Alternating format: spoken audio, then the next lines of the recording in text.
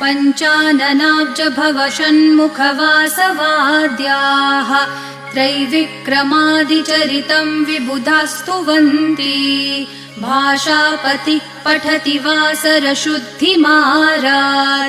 शेषाद्रिशेखर विभो तव सुप्रभातम् ईषत्प्रफुल्लसरसीरुहनारिकेलपूगद्रुमादिसुमनोहरपालिकानाम् आवाति मन्दमनिलः सह दिव्यगन्धैः शेषाद्रिशेखर विभो तव सुप्रभातम् उन्मील्य नेत्रयुगमुत्तमपञ्चरस्था पात्रावशिष्टकदलीफलपायसानि भूत्वा सलीलमथ केलिशुकाः पठन्ति शेषाद्रिशेखर विभो तव सुप्रभातम्।